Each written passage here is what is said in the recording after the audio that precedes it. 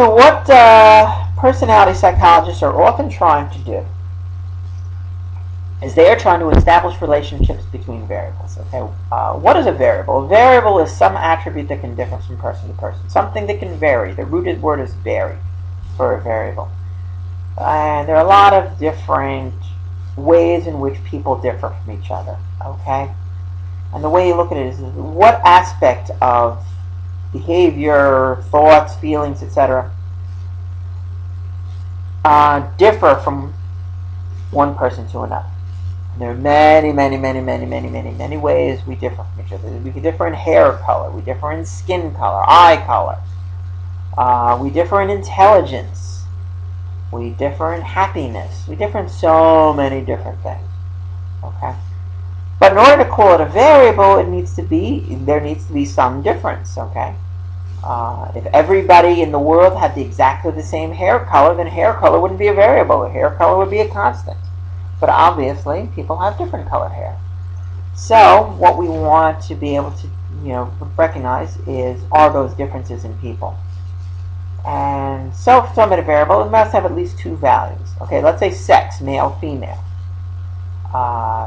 And if you're dividing just among males and females there, then you're saying that it's a variable because a person can be either male or they can be female. And that's an example of a variable that just has two levels, just has two values. Self-esteem, low, high. If you want to establish this person has low self-esteem, this person has high self-esteem, and you're going to kind of categorize people as either having high self-esteem or low self-esteem, it's a variable. A person can be one or the other. Height, of course, is measured in centimeters, is another variable. And in this case, it's not just two levels. In this case, you have many different possible scores that a person has. Someone can be, 200 centimeters or 150, whatever it happens to be. Height, if we're measuring height. So these are ways in which we can establish. These are ways in which we can understand differences among people. Okay.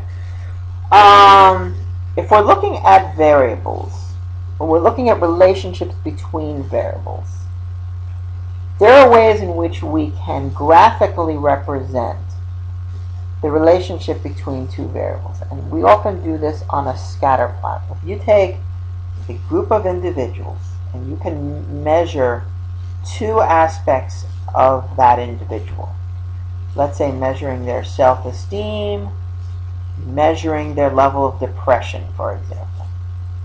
You take a score for each individual, you can plot each person's score on the graph.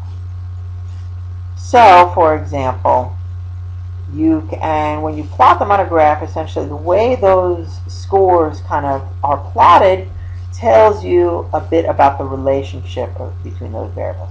So the slope depicts the direction of the relationship. So look at the top two scatter plots over here, study 1 and study 2. In these two cases, we are dealing with a positive correlation.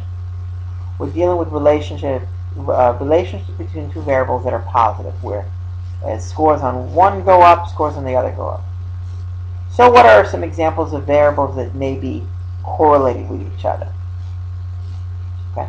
Well, let's say we want to find if there's a correlation between self-esteem and athletic ability.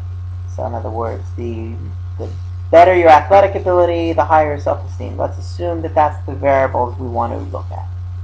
If you look at study 1 here in that graph, you're looking at a perfect positive correlation. That means that if you know someone's athletic ability, you know what their self-esteem score is going to be. And you can perfectly predict how high someone's self-esteem is by how good their athletic ability is.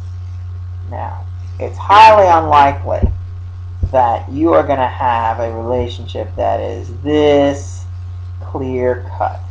Perfect correlations just rarely happen in the real world. What you might have is a strong positive correlation, not a perfect one. But here in this case, you're saying that, in general, on average, the more athletic you are, the higher your self-esteem, in general. It's not going to be exactly the same relationship for everybody, but that's the way it would work out. Now, if we're looking at over here on studies 3 and 4 in this example, on these graphs, you're looking at relationships. You're looking at You're looking at negative correlations.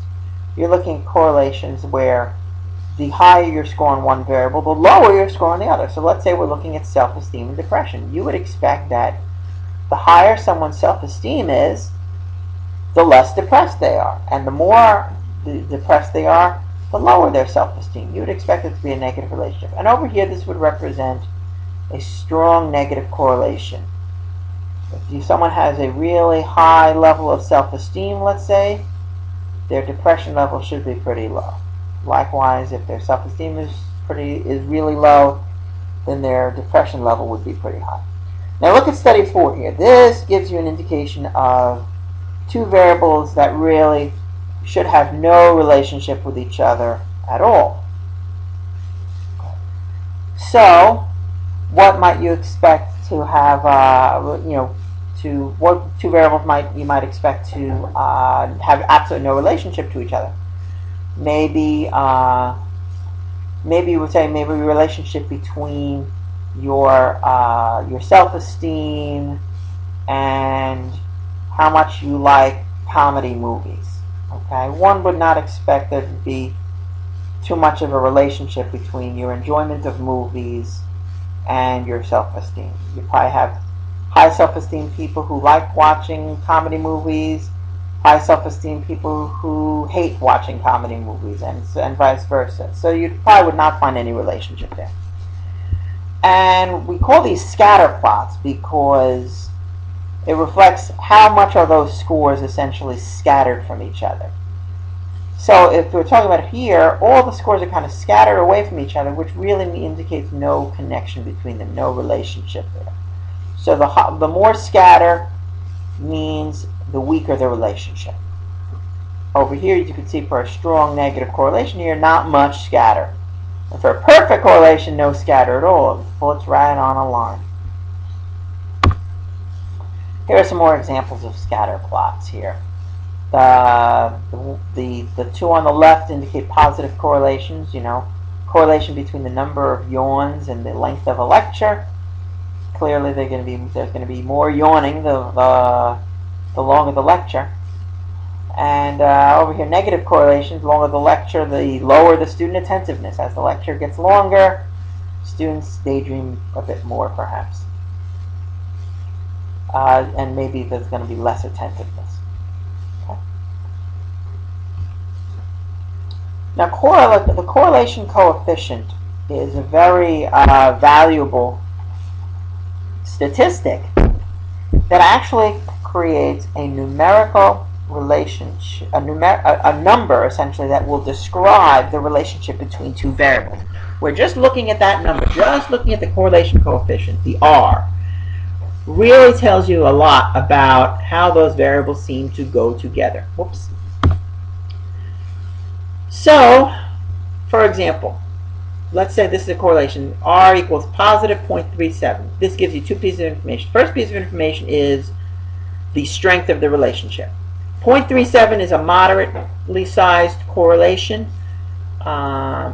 It's not, going to be great at predicting one from the other, but it'll be pretty good. The closer you get to 1 for the strength of the relationship, the stronger your relationship will be. Second piece of information is the direction, positive or negative. And a positive correlation essentially means that scores on one go up, scores on the other also go up. If it's a negative correlation, if the sign is negative, then as scores on one go up, scores on the other tend to go down. So this is a very useful statistic. So in other words, if I were to tell you, for example, that self-esteem and athletic ability had a positive correlation of positive 0.37, well, that gives you some information. It tells you that, in general, as self-esteem goes up, as athletic ability increases, so does self-esteem increase. The more athletic you are, the higher your self-esteem is likely to be. But as I'm saying, it's a positive correlation, but it's also a positive 0.37 correlation, which means it's not going to be true for everybody. You are going to have some very athletic people with low self-esteem. You are going to have some very unathletic people with high self-esteem. But in general, on average, taking into account a large number of people, then you would say that you could positively predict someone's self-esteem from their athletic ability. That it would indicate a significant positive correlation. Okay. So again, this just illustrates again the positive versus negative correlations and how it works. And it ranges from a -1 strong negative correlation. A -1 would be a perfect negative correlation. +1 would be a perfect positive correlation. And if it's a 0, then really there's no relationship whatsoever. Whoops, didn't mean to do that. Hang on. Okay. Now, when we have a variable, when we have a statistic like a correlation, we want to be able to essentially do something with it. We want to be able to say, all right, well, let's say in this particular sample, I found that 2 variables are correlated. Self-esteem and athletic ability are correlated. That's good news. But now, let's say I want to be able to generalize from that sample to the population. And in that case, we want to make sure that we can look at the statistical significance. And what the statistical significance would tell you, if we say that the correlation between self-esteem and athletic ability is statistically significant, what we're saying is that it is significantly different from a 0 correlation. We're saying that if it shouldn't, that there is a relationship. It is a true relationship in the population. At least that's what we are concluding. And if we are wrong, then basically there's only a 5% chance that we're wrong about that. So we are essentially saying, the p, when we say p is less than 0.05, if you read journal articles that say p is less than 0.05, you're essentially saying that there is a 5% chance or less that the result you got is just due to chance. And so when we say a result is statistically significant, then that's what we're meaning, that the likelihood is that this result is real in the population.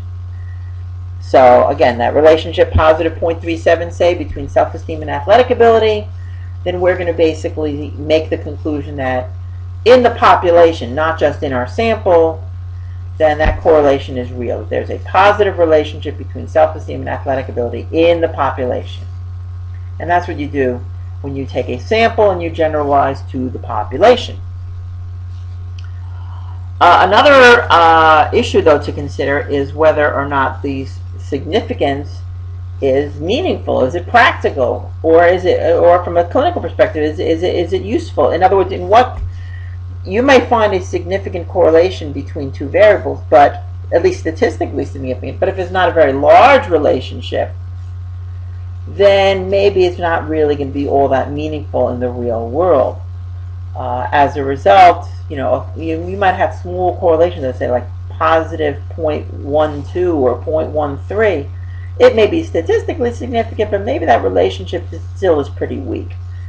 So if we are going to say that there's a positive correlation between self-esteem and athletic ability, let's say, and maybe that correlation is only, let's say, like 0.13, are we going to start getting people to increase their exercise and become athletic? Well, it might make them healthier, but I don't know if it's going to do anything for their self-esteem necessarily, or if it is, it maybe not do that much for it. So, in other words, it's in terms of the decisions you need to make, in terms of practicality, in terms of what you might do in a therapy circumstance, that is something you have to, that you have to take into account, that you have to consider. But correlational research is very, it's very useful. It's very quick and efficient. You can take measurements of individuals on 2 variables, and you can calculate the correlation. There are statistical computer programs that allow you to do it lickety-split. You can even do it with Microsoft Excel. So in other words, it's very easy to do. Oftentimes, it's the only thing you can do. If we're talking about looking at the relationship between naturally existing, naturally occurring variables, there's really nothing we can do about that. We can't change someone's personality, really. We can't necessarily change someone's self-esteem. So as a result, basically, because we can't assign someone to have I can't cause someone to have a high self-esteem or a low self-esteem, therefore we really can't do that. It's a variable that's naturally occurring. And then there are ethical concerns as well. If you wanted to, for example, if you wanted to test the effects of smoking, it would be unethical for you to assign some people to smoke and assign others to not smoke. Because to take non-smokers and force them to smoke would not be a very nice thing to do, even if you might be able to get experimental cause and effect results. It's not the right thing to do. And again, with correlation, you can get that quantitative index. You can get that number that will tell you a lot about that relationship just with one single number. So, very useful, and personality psychologists use correlations a lot in terms of describing relationships between variables. What you should realize is that correlations don't tell you everything. For example, you cannot infer that there is a cause and effect relationship. You cannot make the conclusion that athletic ability causes someone to have a high self-esteem, nor can you conclude that self-esteem causes someone to become athletic and have a high athletic ability. We don't know what causes what. And it is also a problem that there is a third variable that could be causing both. Maybe genetics plays a role in both. Maybe you have good, healthy genes that cause you to have a high athletic ability and cause you to also have high self-esteem, and that it's really those genetic factors that is the real and actual cause of both, rather than any direct relationship between self-esteem and athletic ability. That is one of the limits of correlation. So one of the things that you should remember when it comes to correlation is that you cannot assume that just because the two variables are related to each other, if they're correlated with each other, we can't assume that one causes the other. They seem to go together. That you could probably predict one if you know the other, but that still does not tell you A causes B.